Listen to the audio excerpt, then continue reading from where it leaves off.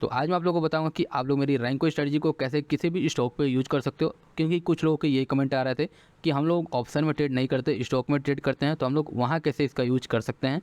तो वो मैं आपको इस वीडियो में बताने वाला हूँ। और अगर आप स्टॉक में ट्रेड करते हो तो आपको काफ़ी ज़्यादा एडवांटेज है, क्योंकि इसमें ठीठा टिका नहीं होता। तो वो भी मैं आपको आगे इस वीडियो में समझाने वाला हूँ। तो पूरी वीडियो लास्ट तक देखना, बहुत ही इंपॉर्टेंट वीडियो होने वाला, और बहुत सारे छोटे छोटे पॉइंट्स मैं आपको बताने वाला हूँ। तो ये मैंने इंडसेंड बैंक ले रखा है, और आप इसका प्राइस देख रहे हो, ये 1331 रुपये अभी चल रहा है। तो आपको सिंपली ये देखना है कि अगर कोई स्टॉक 1000 रुपये से ज़्यादा हो तो उसका जो हमारा रैंको का प्राइस होगा ट्रेडिशनल, वो 1 रुपये रखना है। तो आपको सबसे पहले यहाँ से डबल स्क्रीन करना है, एक में हमारा रैंको आ जाएगा और एक में हमारा ट्रेडिशनल चार्ट आ जाएगा। ठीक है, तो हम सबसे पहले रैंको की सेटिंग खोलते हैं, और जो है हमारा इसे आपको कभी भी ATR यूज नहीं करना है, ट्रेडिशनली रखना है। और यहाँ मैं बैंक निफ्टी के लिए 5 बताता हूँ, पर क्योंकि आप ऑप्शन में नहीं ट्रेड करो, आप स्टॉक में ट्रेड करो, और स्टॉक में उतने ज़्यादा मूवमेंट नहीं होता है, क्योंकि हमारा बैंक निफ्टी 42,000 का है उसका। ठीक है, उसके हिसाब से वो बहुत तेज़ी से मूव कर सकता है, इसलिए मैं 5 रखता हूँ। पर आपको, क्योंकि आप स्टॉक पे ट्रेड कर रहे हो और ये 1000 रुपये का ऊपर का स्टॉक है, इसलिए हम लोग 1 रखने वाले हैं। अगर मान लो आप रिलायंस जैसे कोई स्टॉक में ट्रेड कर रहे हो जो 2-2.5 हज़ार का है, तो आपको यहाँ 2 रुपये रखना है। ठीक है, मतलब मैं आपको 2 पॉइंट रखना है, सिंपल है। उसे रुपये कह लो या पॉइंट कह लो, आपको वो रखना है। अगर कोई ऐसे ट्रेड में, अगर कोई ऐसे स्टॉक में ट्रेड कर रहे हो जो 1000 रुपये से नीचे हो, यानी मान लो 500 रुपये है, 400 रुपये है, तो आपको सबसे पहले क्या लिखना है, 0 पॉइंट, मान लो कोई 400 का स्टॉक है तो 0.40 आपको इस तरीके से लिखना है। अगर कोई 100 रुपये का स्टॉक है तो आपको 0 पॉइंट, तो आपको सबसे पहले हटाओ और 0.10 इस तरीके से लिखो। ठीक है, तो इस तरीके से देखोगे तो आपका भी जो चार्ट होगा रैंक होगा वो कुछ इस तरीके से फ्रेश बन जाएगा, जिसमें आपको भी बड़े बड़े मोमेंटम देखने को मिल जाएंगे। तो हम लोग देखते हैं कि हमारे पास कोई ऐसा छोटा मोटा स्टॉक है, मतलब जो 100 रुपये या 200 रुपये का हो, तो उसमें बताने में अच्छा रहेगा। क्योंकि देखते हैं कोई स्टॉक मिल जाए अगर मुझे। अब जैसे ये है, ठीक है, फेडरल बैंक है। अब जैसे ये देखो, ये 125 रुपये का स्टॉक है, पर ये काफ़ी, देखो इसमें वॉलीटिलिटी ही नहीं है, यानी कि आप इस पर ट्रेड ही नहीं कर सकते। तो हम इसके बारे में बात नहीं करेंगे, कोई ऐसा स्टॉक देखते हैं जो, अब जैसे एक्सिस बैंक के बारे में बात करते हैं। ठीक है, ये थोड़ा इसमें वॉलीटिलिटी है, मतलब उतना नहीं है पर ठीक ठाक सा है।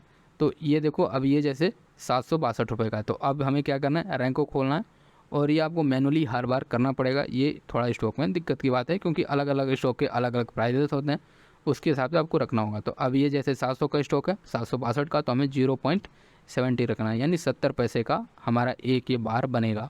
तो इस तरीके से आपको रखना है, और ऐसे फिर इसे रिफ्रेश कर देना है। ठीक है, थोड़ा लोड ले रहा है, लोड लेने के बाद आपको कुछ इस तरीके का चार्ट दिखेगा।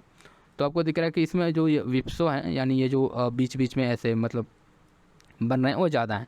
क्योंकि ये चार्ट जितना जिस तरीके से मूव करेगा, देख लो पूरा चार्ट साइडवेज है, तो इस तरीके से ये भी आपको साइडवेज दिख रहा है। अगर ये जिस दिन ट्रेंडिंग होगा उस दिन आपको ये भी ट्रेंडिंग मिलेगा। पर इसमें चार्ट्स में दिक्कत की बात ये है ना, स्टॉक में दिक्कत सबसे बड़ा ये आता है कि इसमें एक दिन में एक ही या दो ही मूव ही होते हैं। तो वो मूव आप पकड़ पाओगे नहीं पकड़ पाओगे, वो आप पे डिपेंड करता है। अब जैसे इसका ये मॉर्निंग वाला मूव तो आप पकड़ नहीं सकते थे। सबसे पहले आपको लॉन्गर देखना है कि लॉन्गर क्या चल रहा है। तो लॉन्गर दिख रहा है कि हमें एक जो मेजर ट्रेंड है वो हमारा डाउन है, और ये एक माइनर ट्रेंड था जो हमारा अप जा रहा था। तो हमें मेजर ट्रेंड के साथ कभी भी रहना होता है कि मेजॉरिटी क्या है उसके साथ आपको चलना है। तो ये एक गया, फिर ये हमारा वो पुल बैक मिला। ठीक है, ये इतना नीचे आया, फिर हमारा ये पुल बैक बना। तो आपको सिंपली क्या करना है, यहाँ जो मैंने वो फिबोनाची वाली स्ट्रेटजी बताया था, अगर आप लोग उसे फॉलो करते हो या वो RSI वाली स्ट्रेटजी फॉलो करते हो तो आप लोग वो देख सकते हो, या अगर आप फिबोनाची वाली फॉलो करते हो तो आप लोग ये देख सकते हो। ठीक है, तो ये हमारा यहाँ से इसने रिजेक्शन लिया। तो आपको अब क्या करना है, यहाँ पे आपको क्लिक करना है, और इस तरीके से आपको एक छोटा सा स्टॉप लॉस, और इसमें आपको दिख रहा है कि 1:7 का आपको रिस्क रिवॉर्ड मिला है, क्योंकि इस दिन इसने मूवमेंट किया है। अब देखो उसके बाद पूरा एक साइडवेज बोल सकते हैं। तो यहाँ भी आपको रैंकों में भी वो साइडवेज मिल रहा है। तो मैं आपको पूरी स्ट्रेटजी यहाँ एक्सप्लेन नहीं करने वाला, क्योंकि वो मैं कर चुका हूँ, और वो पूरी प्लेलिस्ट आपकी स्क्रीन के सामने दिख जाएगी वीडियो के एंड में, या आई बटन में आपको उसका लिंक मिल जाएगा जहाँ से आप देख सकते हो। और आप लोग कैसे इसमें ट्रेड कर सकते हो और स्टॉक के लिए क्या मेरे कुछ टिप्स रहेंगे। टिप्स यही है कि आपको ऐसे स्टॉक फाइंड आउट करना है जिसमें वॉलेटिलिटी हो, यानी कि आपको निफ्टी 50 के स्टॉक के बाहर नहीं जाना है, क्योंकि उसके बाहर जाओगे तो आपको स्लिपलेजेस मतलब जो स्लिपेज होता है वो बहुत ज़्यादा लगता है।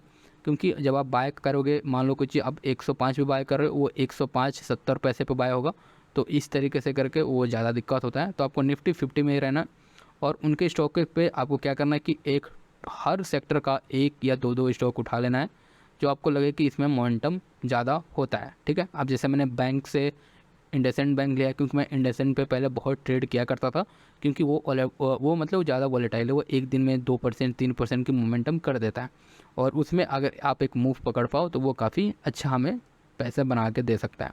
और अगर आपको इसके ऊपर वीडियो चाहिए कि मैं आप लोग कुछ ऐसे वॉलेटाइल स्टॉक बता दूँ जिसमें आप रैंकों का यूज कर पाओ, तो आप वो भी बोलना, मैं आप लोगों के लिए एक वैसी वीडियो भी बना दूंगा। पर वो वीडियो तभी आएगी जब आप लोगों के कमेंट आएंगे, क्योंकि यार वैसी वीडियो ज़्यादा लोगों के काम की नहीं होगी, बहुत लिमिटेड लोग ही देखेंगे। तो अगर आप लोगों के ज़्यादा कमेंट आए तो मैं वैसी वीडियो बना दूंगा। और गाइस, अगर आप लोगों ने इस वीडियो को यहाँ तक देखा है और आपको अच्छा लग रहा है और भी ऐसे आपको कंटेंट चाहिए, तो आप चैनल को सब्सक्राइब कर सकते हो, वीडियो को लाइक कर सकते हो। और चलो फिर मिलते हैं किसी और एक वीडियो में। और अगर इसमें आपको कोई दिक्कत होता है या कुछ और भी आपको प्रॉब्लम आता है तो आप लोग कमेंट करो, मैं फिर से वीडियो बना दूंगा। तो चलो फिर मिलते हैं किसी और एक वीडियो में, तब तक के लिए बाय बाय।